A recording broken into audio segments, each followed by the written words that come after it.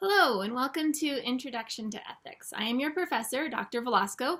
I've taught this course many times before. I make a few changes every time because it keeps it fresh and exciting for me, and I hope for you too.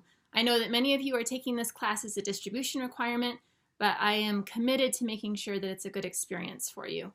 So please help me help you. If there's anything that I can do to make you be able to connect with the subject matter a little bit more, don't hesitate to ask. I really do feel strongly that the texts that we're reading belong to everybody. They are texts that are often difficult, but you deserve to be reading them. So if you're struggling at all, I want to know about it. I want to be the first person to know about it.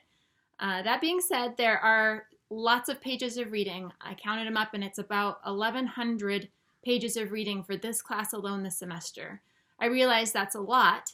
I also know that half of that, and actually more than half, probably 2/3 of those pages are coming from novels or memoirs, which I think read much more quickly, are more interesting to the layperson than some of our harder technical philosophical readings, which of course we will have as well. So that 1,100 pages, that's pretty stiff, but hopefully it will be interesting too. The literary works that we're reading, so this includes the Ibsen play, Walden on Wheels by Ken Ilgunas, Naomi Alderman's The Power, and The Hate You Give by Angie Thomas. Those all could be taken in auditorially, if that's not a word. If you want to listen to them, that's fine with me. So that might make it a little bit more manageable. A heads up that there are 2 books that you definitely have to buy, and buy them now. I want them in the specific editions. The links below this video will take you right to the correct edition. I want you to buy those now, especially if you're buying from the bookstore, because the bookstore, after excuse me, a set amount of time, will send their books back, and you will not be able to get them then. If any of you are having financial difficulties getting your books, come and see me. Send me an email.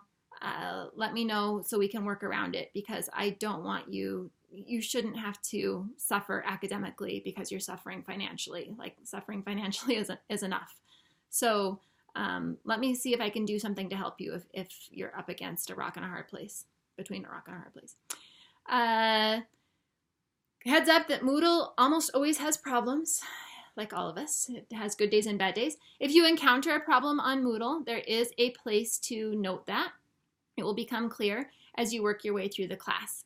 So as you work your way through the class, after you are finished looking at this video and maybe some of the notes that fall underneath it, you'll notice in the bottom right-hand corner a blue link that advances you to the next topic in the class. There's several. So the first one was Square One. The next one is Syllabus and Syllabus Quiz. The next one is 3 forums, 2 different modes. Each one of those is a topic. Our units are topics too.